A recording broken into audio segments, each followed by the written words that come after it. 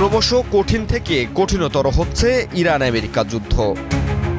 ট্রাম্পের বিরুদ্ধে এবার কড়া হুঁশিয়ারি উচ্চারণ করলেন ইরানের পার্লামেন্ট স্পিকার মোহাম্মদ বাঘের গালিবাফ।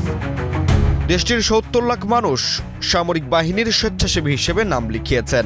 তারা সকলেই সরাসরি যুদ্ধে অংশগ্রহণ করতে প্রস্তুত বলে মন্তব্য করেছেন গালিবাফ।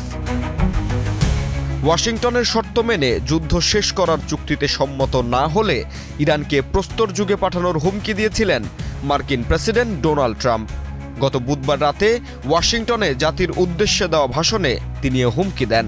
জবাবে ইরানের পার্লামেন্ট স্পিকার গালিবাফ দেশটির সামরিক বাহিনীর পাশাপাশি প্রায় ৭০ লাখ বেসামরিক ইরানি যুদ্ধে সরাসরি অংশগ্রহণ করবে বলে হুঁশিয়ারি দেয়। গালিবাফ বলেন, একটি শক্তিশালী জাতীয় প্রচারণা লাখো ইরানিকে দেশ রক্ষায় অস্ত্র তুলে নিতে উদ্বুদ্ধ করেছে। আগেও আমরা তা করেছি, আবারও করতে প্রস্তুত। আমাদের ঘরে আসলে পুরো জাতির মুখোমুখি হতে হবে। এ সময় তিনি শত্রুপক্ষের দিকে চ্যালেঞ্জ ছুড়ে দিয়ে বলেন, ইরানের সীমানা ডিঙিয়ে দেশটির অভ্যন্তরে আসতে শত্রু বাহিনীকে আমন্ত্রণ জানানো হলো। যুদ্ধ শুরুর দিকে ইরানকে যতটা শক্তিশালী ভাবা হয়েছিল, বাস্তবে ইরানের সামরিক সক্ষমতা যুক্তরাষ্ট্র ও ইসরায়েলের থেকে বহু গুণ বেশি।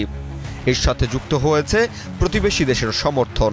শুরুর দিকে বিশ্লেষকেরা বলেছিলেন, ইরান সব মিলিয়ে হয়তো ১ সপ্তাহের বেশি যুদ্ধ চালাতে পারবে না।